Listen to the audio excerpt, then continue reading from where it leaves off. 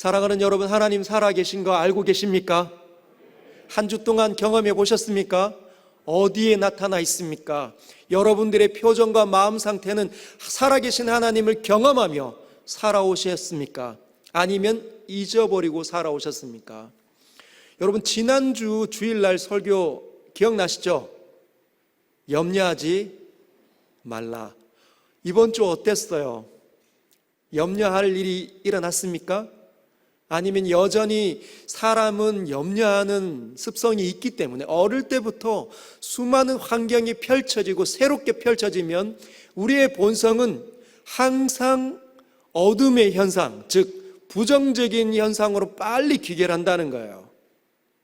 걱정이 빨리 찾아오고 염려가 빨리 찾아오고 두려움이 빨리 찾아올 수 있다는 거죠. 여러분은 어떤 한 주를 맞이하셨습니까? 우리도 간혹 하나님을 믿으면서 염려 가운데 들어갈 때가 있습니다. 여러분, 20대 올해, 그러니까 요즘에 오늘날 살아가는 20대가 은퇴를 앞두고 있는 50대들보다 우울증 환자가 훨씬 더 많다고 얘기해요.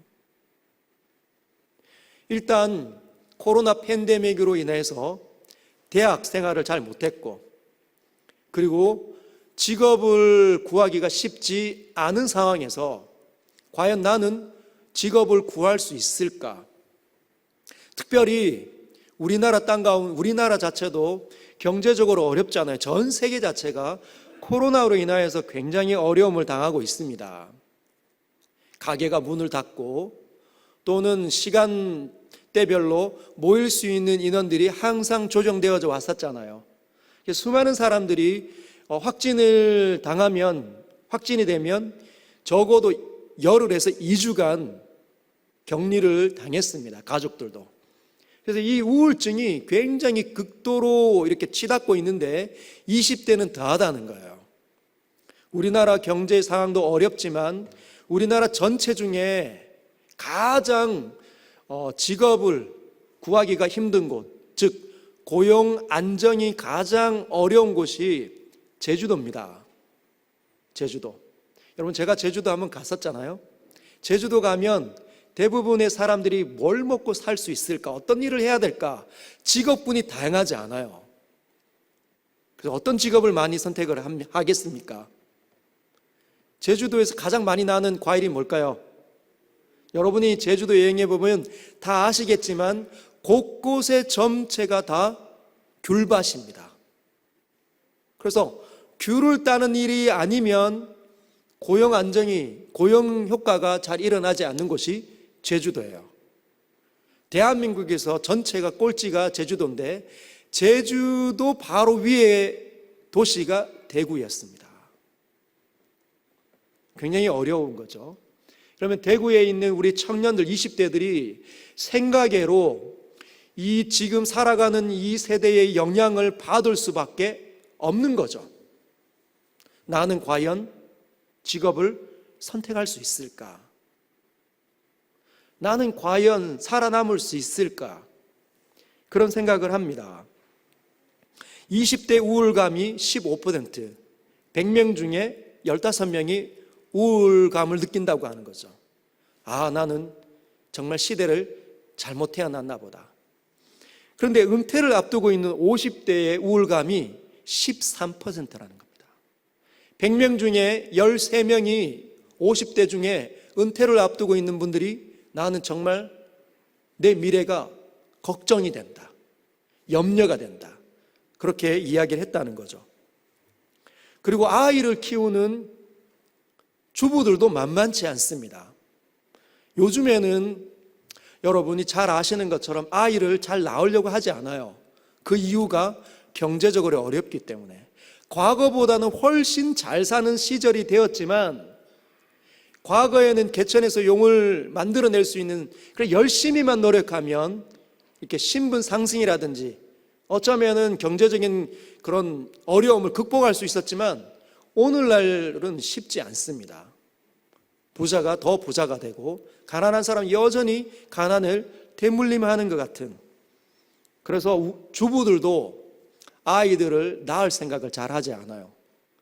막상 아이를 낳게 되면 과연 나는 이 아이를 기를 수 있을까? 어렵다는 거죠. 여러분, 과거에는 전체가 다 어려웠습니다. 우리 이제 형님, 누님들, 즉 한 60대 이상이 되시는 우리 형님, 누님들의 세대에는 대부분이 다 어려운 시절이었잖아요. 다 아이를 들쳐업고 일을 하든지 밭일을 하든지 집안일을 하면서 아이 1명, 2명, 3명은 그렇게 거뜬하게 길렀잖아요. 근데 대다수가 다 그렇게 살았습니다. 우리나라가 굉장히 어려웠던 시절이었으니까. 근데 지금은 그런 시절이 지나가 버렸어요. 그래서 나 혼자만 그렇게 하면 비교 대상의 사람들이 있습니다.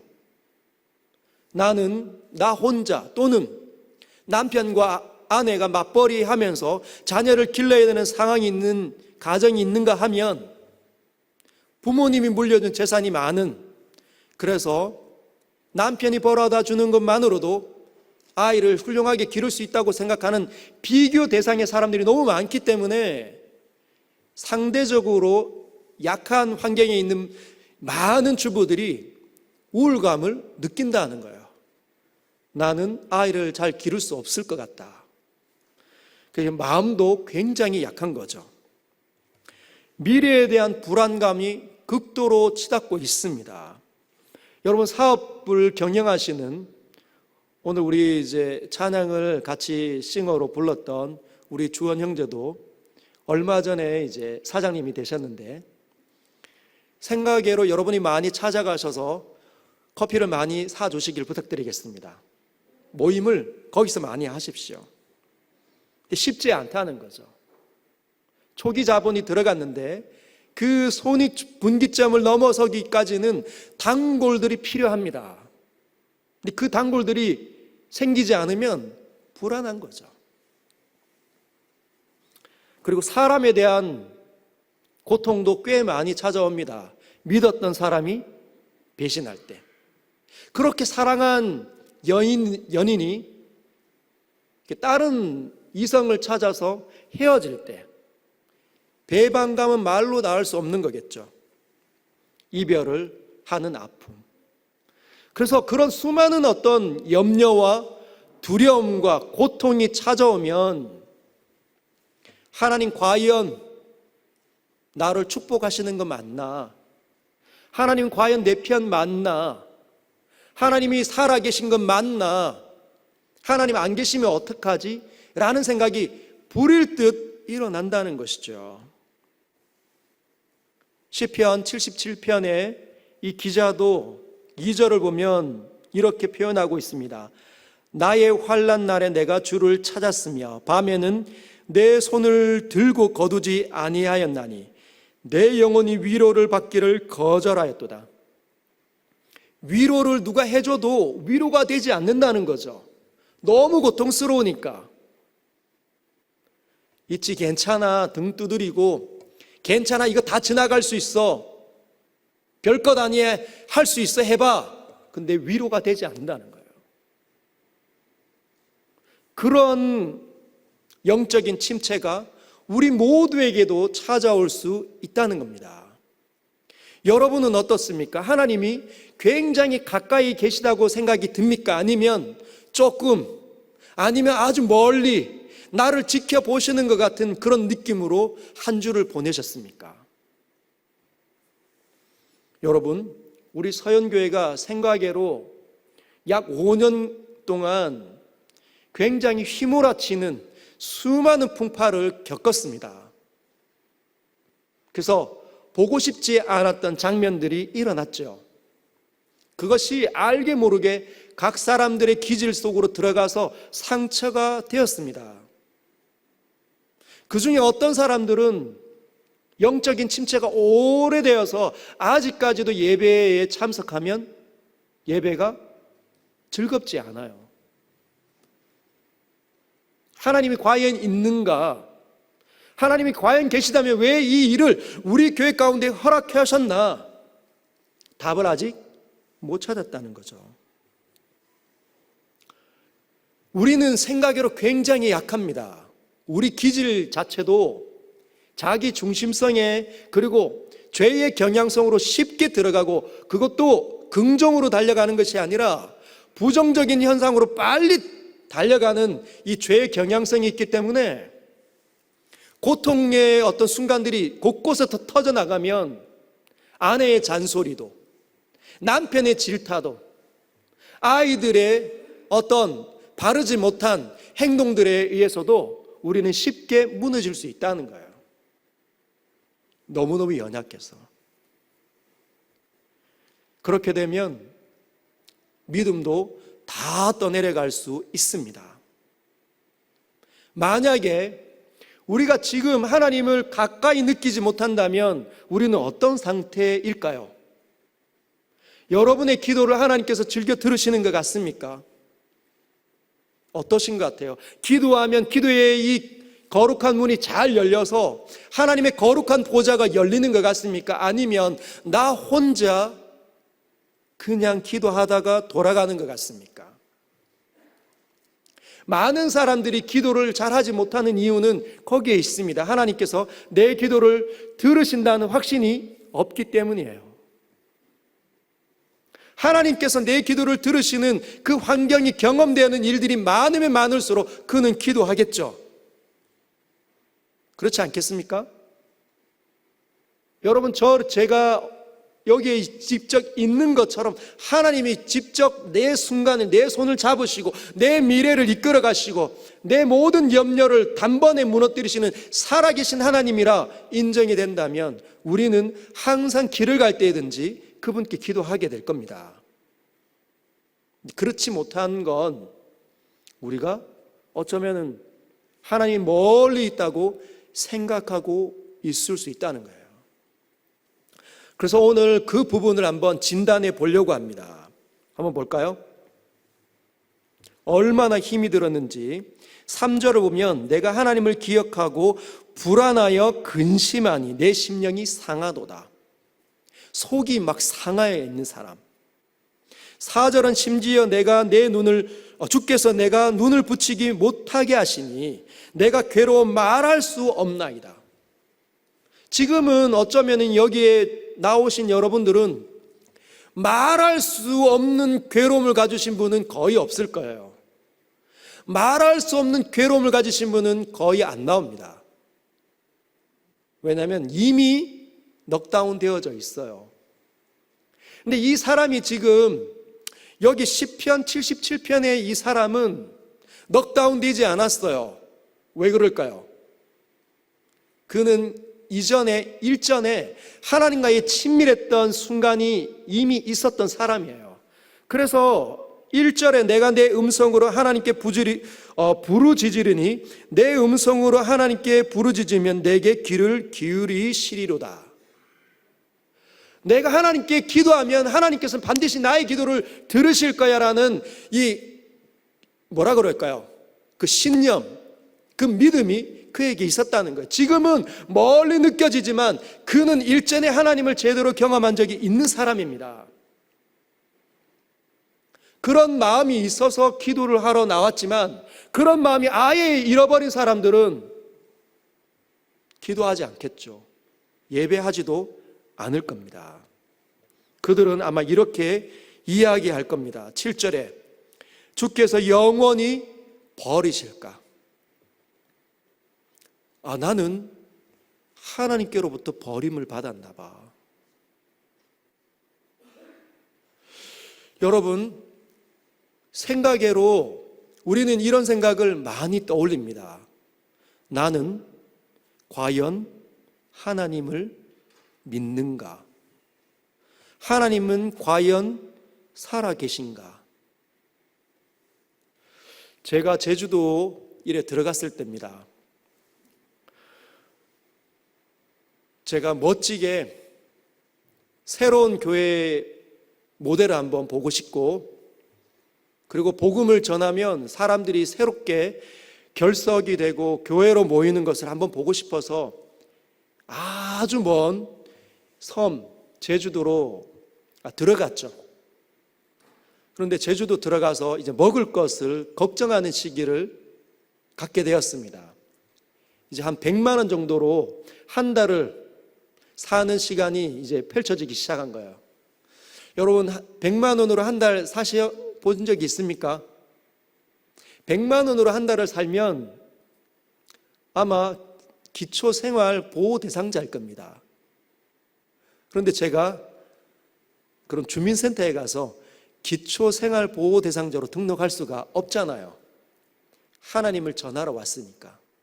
그리고 대다수의 많은 어떤 일하시는 분들이 목회자가 오면 굉장히 놀랍게 여긴다고 합니다. 목회자들은 명예직인데 어떻게 기초생활보호 대상자로 이렇게 등록을 하시려고 합니까? 이런 일이, 먹고 사는 일이 한 달, 두 달 펼쳐지다 보면 생각외로 목회자인데 열정을 품고 그 제주도로 들어와서 선교를 하고 있음에도 불구하고 과연 나는 왜 여기 있는가? 하나님께서 나를 보내신 것이 맞는가? 아니면 나는 내 생각대로 와 있는가? 거기에 의심이 들기 시작합니다. 의심이 들기 시작하면 걷잡을 수 없는 거죠. 불안하기 시작하고 예배를 드려도 감동도 없고 기도를 해도 하나님이 듣지 않는 것 같고 나는 버려진 것 같고 그런 생각이 들 수 있어요. 영적인 무기력이 사람에게 찾아올 수 있습니다. 다시는 은혜를 베풀지 않으시면 어떡할까? 그의 인자하심이 영원히 끝났는가? 그의 약속하심도 영구히 폐하였는가? 영적인 이런 무기력함으로 빠져들어간 사람들이 성경에 있습니다. 누가 있을까요? 신앙이 아주 좋았던 사람 중에 누가 있을까요? 다윗이 있습니다. 여러분, 하나님의 마음에 합한 사람, 신약 성경은 그를 가리켜 하나님의 마음에 합한 사람이라고 말을 하는데 그 하나님을 진짜 사랑한 그 다윗이 영적인 깊은 침체 가운데 들어갔다는 거예요. 시편 22편에 이렇게 되어져 있습니다. 시편 22편 1절과 2절 제가 한번 읽어보겠습니다. 내 하나님이여 내 하나님이여 어찌 나를 버리셨나이까? 어찌 나를 멀리하여 돕지 아니하시오며 내 신음소리를 듣지 아니하시나이까? 내 하나님이여 내가 낮에도 부르짖고 밤에도 잠잠하지 아니하오나 응답하지 아니하시나이다.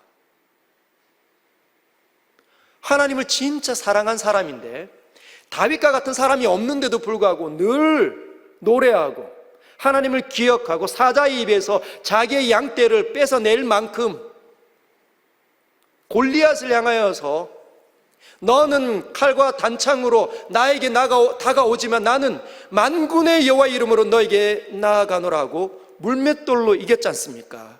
그 거룩한 사람, 모든 이스라엘 백성들은 다 두려워 떨고 있을 때 믿음을 갖고 있었던 그 엄청난 사람 역시 영적인 침체 가운데 들어갈 수 있다 없다? 있다는 거예요. 여러분, 엘리야를 한번 떠올려 보십시오. 내 말이 없으면 그의 등장은 이렇습니다.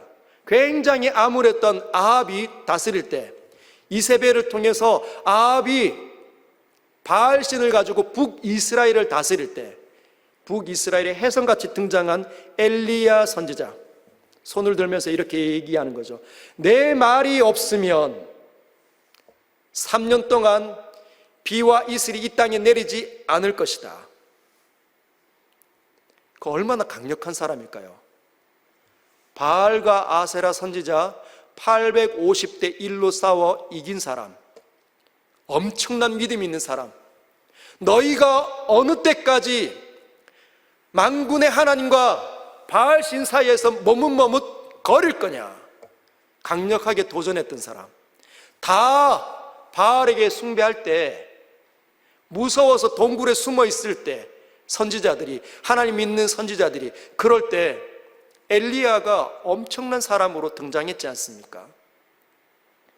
그런데 그가 왕상, 열왕기상 19장 4절에 이렇게 이야기합니다. 제가 읽어드리겠습니다. 자기 자신은 광야로 들어가 하룻길쯤 가서 한 로뎀나무 아래에 앉아서 자기가 죽기를 원하여 이르되, 자기가 죽기를 원하여 이릅니다. 죽고 싶습니다 이러는 거죠. 여호와여 넉넉하오니, 이게 무슨 말일까요? 이제 됐습니다 주님, 이제 충분합니다 이 말이에요. 넉넉하다는 말이. 여호와여 넉넉하오니 지금 내 생명을 거두시옵소서. 나는 내 조상들보다 낫지 못하니이다. 주님 저를 죽여주십시오. 이제 충분합니다. 이 이스라엘 백성, 제가 이 이스라엘 백성을 데리고 신앙부흥을 일으킬 줄 알았는데 저는 저의 조상들보다 낫지 못합니다. 그들과 똑같습니다. 저는 무능합니다. 차라리 죽여주십시오. 영적인 깊은 침체에 엘리야가 들어갔다는 거죠. 여러분과 저는 다윗만큼 신앙이 좋을까요? 엘리야만큼 세상의 수많은 사람들 앞에 맞짱 떨 자신이 있습니까? 그런 위대한 신앙인들도 영적인 무기력함, 침체 가운데 들어갈 수 있다는 거예요. 하나님이 멀리 계신 것 같고 내 편이 아닌 것 같고 나와 함께 하시면 이런 일들은 안 일어나야만 정상인데. 한 명만 더 보겠습니다. 누구를 한번 이야기할 수 있을까요? 정말 신실한 사람, 아브라함을 선택할 때 아브라함 동시대에 살았던 진짜 동방의 의인 누구일까요? 네? 요압요? 노아 아닙니다. 욥입니다. 욥. 여러분, 욥이 어떤 사람이에요? 늘 하나님을 기억하고 예배 드리러 가고 자신의 생일을 맞을 때마다, 자기 자녀들의 생일을 맞을 때마다 하나님께 나아가 그분을 경배하고 모든 것들이 이를 때 내게 주신 분도 하나님이시고 취하시는 분도 하나님이니 하나님은 경배를 받을지어다. 그런 사람이 세상에 어디 있겠습니까? 근데 욥이 이렇게 이야기합니다. 23장, 욥기 23장 8절과 9절 제가 한번 읽어드리겠습니다. 그런데 내가 앞으로 가도 그가 아니 계시고 뒤로 가도 보이지 아니하며 그가 왼쪽에서 일하시나 내가 만날 수 없고 그가 오른쪽으로 돌이키시나 배울 수 없구나.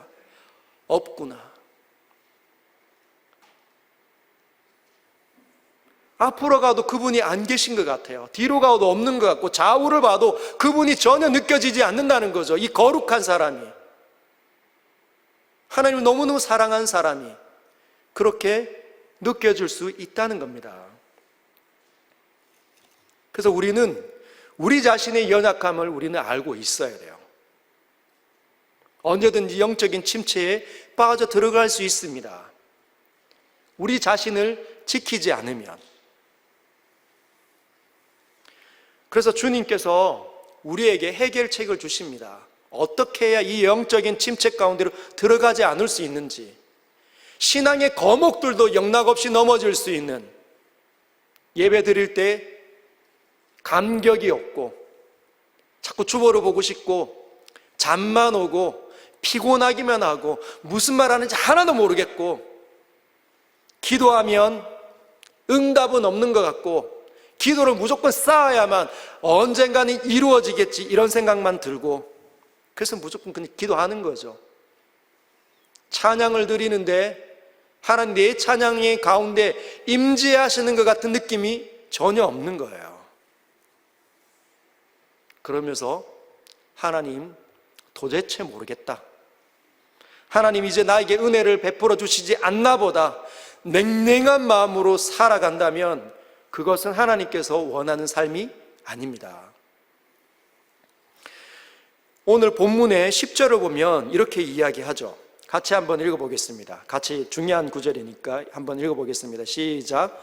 또 내가 말하기를 이는 나의 잘못이라. 거기까지. 주께서 영원히 버리실까? 다시는 은혜를 베풀지 아니하실까? 그의 인자하심은 이제 끝이 났는가? 약속은 이제 더 이상 나에게는 실효치 않다라고 이야기할 때 그건 나의 잘못이라는 겁니다. 그렇게 말하면 안 된다는 거죠. 우리의 영적인 침체가 있고 하나님께서 나와 함께하고 있지 않다는 느낌을 갖는다 할지라도 우리는 그렇게 말해서는 안 됩니다. 근데 사실은 이 하나님의 임재의 이 부재함, 하나님의 이 부재, 하나님이 느껴지지 않는 건 저와 여러분들이 성령으로 거듭났기 때문에 나타나는 증상 가운데 하나입니다. 여러분 오늘 식사 다 하셨죠? 우리가 오늘 이제 성경을 읽고 여기서 나오는 메시지를 가지고 기도하고 또 찬양하고 또 열심히 또 기도하고 나가서 이제 집으로 돌아가시면 배가 고파집니다. 일반적으로. 왜 배가 고파질까요? 저녁에 먹었던 음식이 다 소화가 됐기 때문에요. 그러면 잠들기 전에 뭔가 찾는 거죠. 군것질거리를. 빵을 먹기도 하고 고구마를 먹기도 하고 또는 치킨을 시켜서 먹기도 하실 겁니다. 그 이유가 뭐예요?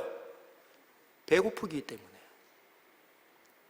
들어와 있는 말씀이 저와 여러분들에게 다 소진되면 그날 필요한 하나님의 은혜를 받지 않고 살아가는 그 순간들이 많아지면 많아질수록 영적인 부재, 하나님이 느껴지지 않는 그 순간이 일어나야 정상입니다.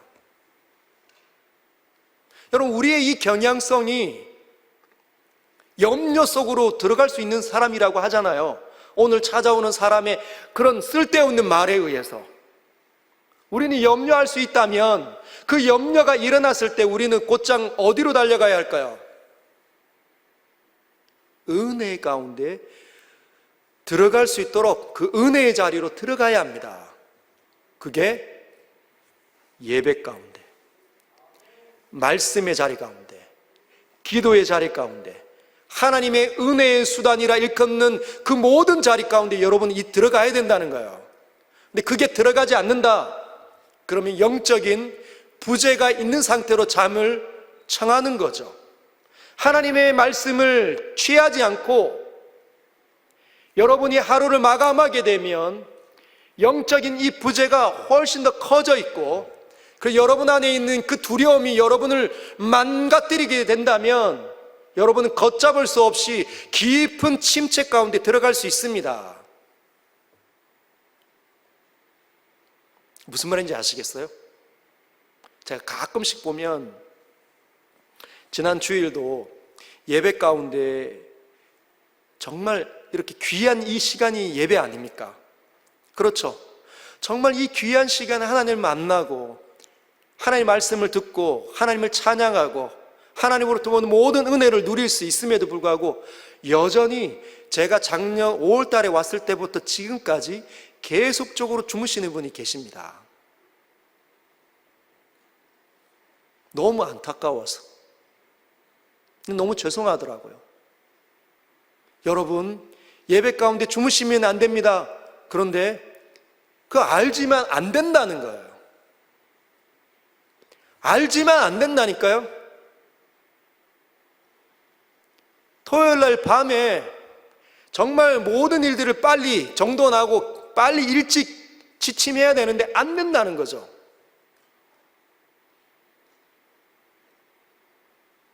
또는 일주일 동안에 있었던 모든 피곤함들이 몰려올 수 있기 때문에 우리는 예배 때 정말 중요한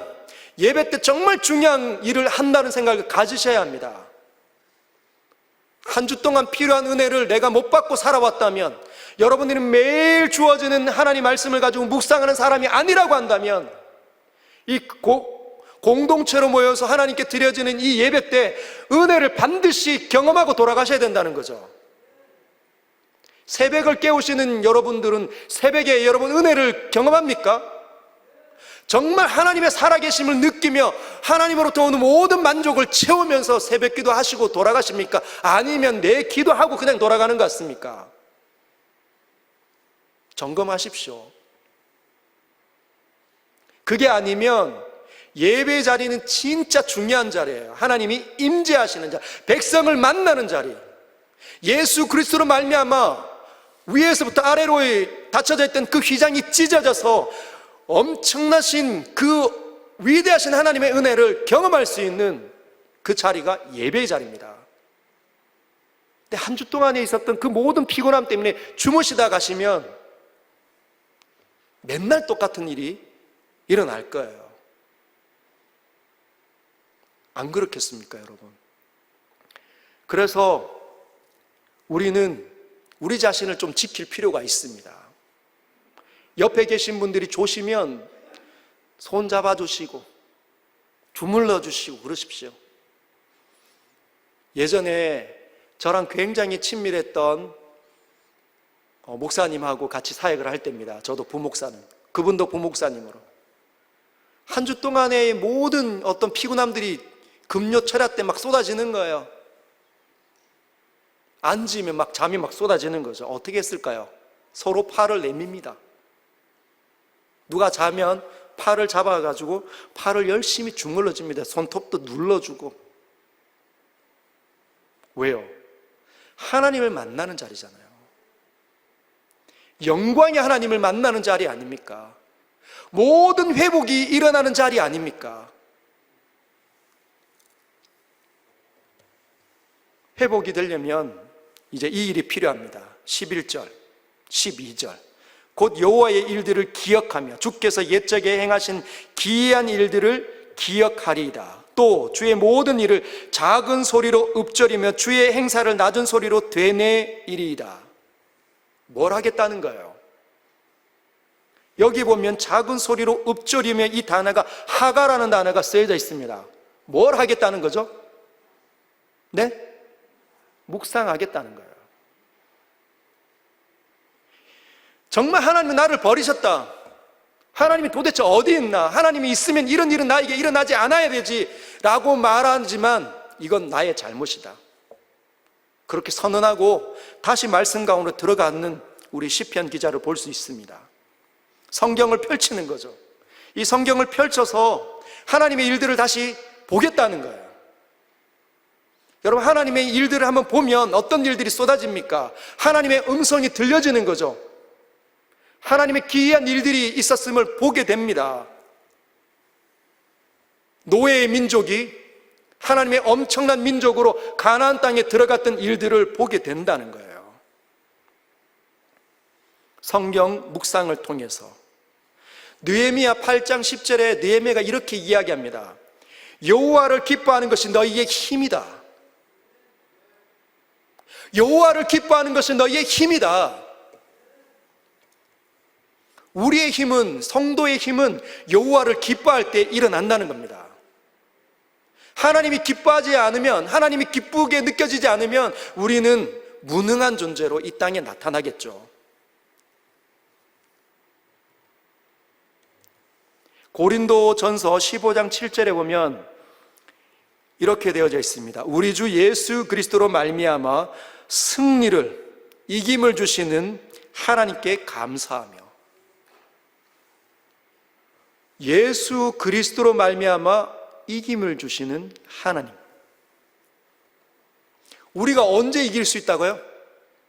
우리 자신을 이기지 못합니다. 우리 자신을 그냥 내버려 두면 우리는 절대로 우리 자신을 이기지 못합니다. 우리 자신이 노예 의지이기 때문에 이 노예가 이끌어가는 대로 우리는 끌려다니게 되어져 있어요. 절대 이기지 못합니다. 언제 이깁니까? 성경 속에서 예수가 발견될 때, 나의 주님을 다시 보게 될 때, 그때 우리는 이길 수 있다는 거예요. 그렇지 못하면 다윗과 같은 사람도, 엘리야 같은 사람도, 그리고 욥과 같은 사람도, 또 저도, 우리 장로님들도 우리 권사님들도 영적인 깊은 잠에 들어갈 수 있습니다. 그리고 아무리 우리가 시냇가에 심은 나무가 되겠습니다, 그렇게 캐치프레이를 가지고 많이 외친다 할지라도 안 된다는 거죠. 예수를 보지 못하면. 이 성경을 묵상하게 되면 어떤 일들이 일어나냐면 13절과 14절 보면 하나님이여 주의 도는 극히 거룩하시오니 하나님과 같이 위대하신 신이 누구오니까 주는 기이한 일을 행하신 하나님이시라 민족들 중에 주의 능력을 알리시고 주의 팔로 주의 백성 곧 야곱과 요셉의 자손을 속량하셨나이다. 과거의 일들이 거기서 드러나는 거예요. 하나님께서 어떤 역사를 하셨는지 잘 한번 보세요. 16절과 17절과 18절과 19절과 20절 가까이 보면 등장하는 단어들이 있습니다. 하나님의 물들이 주를 보았나이다. 17절에 구름이 물을 쏟고 궁창이 소리를 내리며 18절에 회오리 바람 중에 주의 오랫소리가 있고 번개가 세계를 비추며 땅이 흔들리고 움직였나이다. 여기 보면 다 무생물들입니다. 물들과 구름과 궁창, 이성이 없어서 듣지 못하는 존재들이 어떻게 하냐? 하나님의 다스림 가운데 있다는 거죠. 그 일들을 하나님께서 역사 가운데 행하셨다는 겁니다. 그리고 우리도 그 언약 속에 있음이 성경 속에 드러난다는 거예요. 무엇보다도 16절을 보면 하나님이여 물들이 주를 보았나이다. 물들이 주를 보고 두려워하여 기쁨도 진동하였고, 여러분 이스라엘 백성이 물을 보았을 때 두려움 가운데 있었잖아요. 홍해 앞에 섰을 때 이스라엘 백성들이 이렇게 이야기합니다. 아니 애굽 땅에 매장지가 없어서 우리를 여기에서 물에 빠져 죽게 하느냐, 그렇게 두렵겠죠. 물들이 그 물을 보는 모든 사람들, 하나님의 백성들을 두렵게 만들었습니다. 근데 하나님께서는 그 물을 두렵게 만드시는 분이시죠. 우리를 두렵게 만드는 그 무엇을 하나님은 그것들을 두렵게 만드실 수 있는 분이시라는 거예요. 놀라운 소리가 있습니다. 19절에 주의 길이 바다에 있었고, 여러분 바다를 보았는데 그 바다가 나를 두렵게 만들고 있는데 그 바다에 주의 길이 있었다는 거예요. 우리를 두렵게 하는 그것에 어쩌면은 해결책이, 해답이 있을 수 있다는 겁니다. 그런데 이 시인이 주의 곧은 길이 큰 물에 있었으나 주의 발자취를 알 수 없었나이다. 그 나를 두렵게 했던 그 바다가 열렸는데 하나님께서 일하신 흔적이 거기에는 보이지 않았다는 거예요. 우리를 두렵게 만드는 사람이나 상황, 이 세상의 모든 가치관과 모든 널뛰게 하는 그런 요동하는 움직임이라 할지라도 그것들을 하나님께서는 다루어 가시는데 우리가 절대로 캐치할 수 없는 방법으로 하나님 일을 해 나가신다는 거예요. 사랑하는 여러분, 하나님은 멀리 계시지 않습니다. 어쩌면 우리의 시선이 자꾸만 사람들에게 또는 상황에 머물러 있기 때문에 보이지 않는 하나님이 잘 안 보이게 되겠죠. 성경을 열어보십시오. 성경을 사모하시길 바랍니다. 성경 속으로 뛰어 들어가 보시길 바랍니다. 성경 속에서 하나님을 만나보시길 바랍니다. 하나님이 누구이신지를 경험하는 사람들에게 알려주시길 부탁드립니다. 누군가가 두려워하고 있으면 성경을 같이 열어서 알려주십시오. 누군가가 염려하는 소리를 하고 있다면, 누군가가 걱정해서 이 자리에 나오고 있지 못한다 할지라도 그에게 찾아가서 성경을 열어주십시오. 성경에 답이 있고 성경 속에서 하나님의 일들이 있고 성경을 펼칠 때 하나님의 소리로 들리는 놀라운 일을 여러분들이 먼저 경험해 주시기를 부탁드립니다. 사랑하는 여러분, 하나님 살아계신 분 맞습니까? 그분이 우리를 구원하신 분 맞습니까? 어쩌면 영적인 이 부재를 느낄 때는 하나님께서 우리에게 이제 나를 먹을 때가 되었다라는 사인일 수 있습니다. 갈라디아서 6장 9절에 보면 이런 말이 있죠. 선을 행하되 낙심치 아니하면 때가 이름에 얻을 수 있다는 거죠. 거두리라. 히브리서 12장 8절에 보면 징계는 다 받는 것이거늘 너희에게 없으면 사생자여 친아들이 아니니라. 여러분, 어쩌면은 우리의 연약함 때문에 하나님께서 징계로 우리의 고난이 왔을 수도 있습니다. 하나님을 잘 믿지 않고 하나님을 잘 신뢰하지 않고 이 세상의 것에 목말라 하는 우리였기 때문에 고난이 찾아오고 우리의 두려움이 일어나고 염려가 있어서 영적인 침체가 내 삶 가운데 팽배하게 지속되어 왔을 수도 있다는 거죠. 이 영적인 부재는 어쩌면 징계일 수 있습니다. 그러나 징계가 일어났다면 사생자가 아니라 친아들이라는 거죠. 징계가 아니라 연단으로 우리에게 어려움이 찾아왔을 수도 있습니다. 연단은 우리는 어떻게 해석하면 될까요? 욥기 23장 10절 같이 한번 읽어볼까요? 시작. 그러나 내가 가는 길을 그가 아시나니 그가 나를 단련하신 후에는 내가 순금같이 되어 나오리라. 이 앞절에 어떤 말들이 있었다고요? 앞을 보니 그가 계시지 않고 왼쪽을 보니 그가 계시지 않는 것 같고 나 혼자 있는 것 같을 때, 그런데 그가 이렇게 얘기하는 거죠. 그러나 내가 가는 그 길을 그가 아시나니 그가 나를 단련하신 후에는 정금같이 순금같이 되어 나오리라. 하나님의 영원한 도구로 사용하고 싶어서 어쩌면 우리는 연단 중에 있을 수 있습니다. 두려워하지 마십시오. 걱정하지 마십시오. 우리가 겪는 그 일은 하나님의 계획 가운데 일어나는 일이라 믿으시면 됩니다. 그리고 하나님과 더불어 그 길을 통과하시면 됩니다. 주님이 멀리 계시지 않습니다. 주님은 어디에나 계시고 여러분 안에서 여러분의 생각 속에서 성경을 통하여서 우리와 함께하고 있는 사인을 날마다 주고 계시다는 거죠. 사랑하는 여러분, 오늘 말씀을 기억하면서 한번 기도하십시다.